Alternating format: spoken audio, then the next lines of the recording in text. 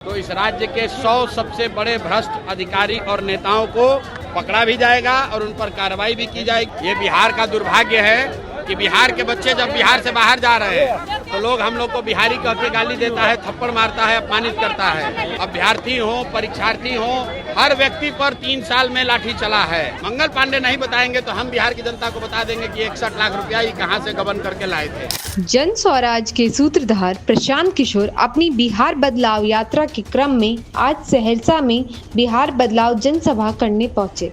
सिमरी बख्तियारपुर विधानसभा के बलवाहाट में जनसभा को संबोधित करने के बाद उन्होंने पत्रकारों से भी बात की। पत्रकारों के सवालों का जवाब देते हुए उन्होंने बिहार में पद यात्रा कर रहे कांग्रेस के नेता राहुल गांधी से तीखे सवाल किए।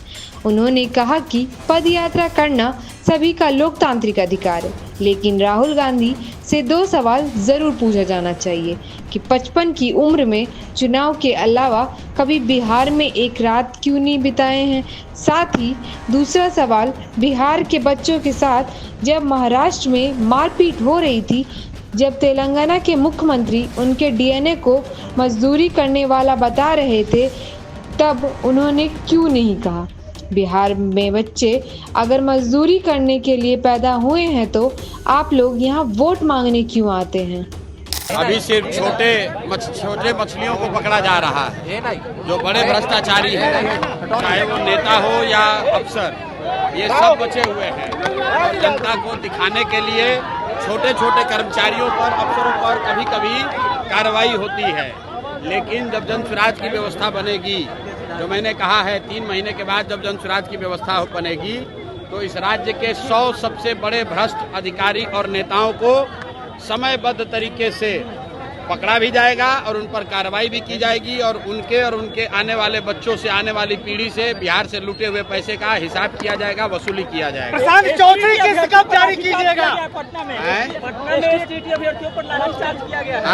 एसटीटी अभ्यर्थियों पर पटना में भाई, लाठीचार्ज किया गया। आप ये बताइए कि बिहार का कौन सा ऐसा वर्ग है जिस पर नीतीश कुमार ने लाठी नहीं चलवाया है।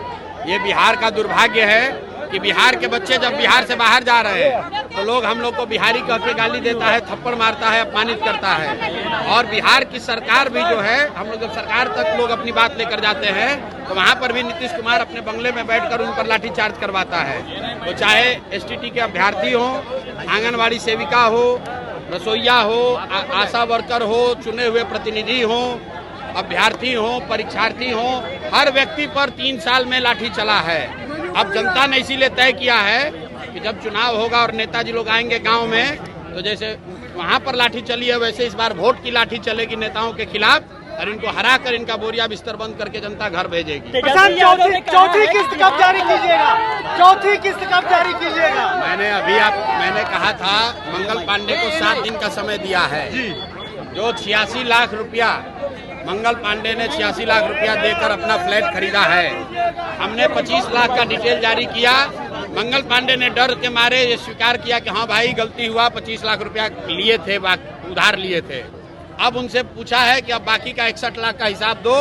7 दिन का समय दिया है, अब समय वो पूरा हो रहा है। जैसे ही पूरा होगा, मंगल पांडे नहीं बताएंगे तो हम बिहार की जनता को बता देंगे कि 61 लाख रुपया ये कहाँ से गबन करके लाए थे।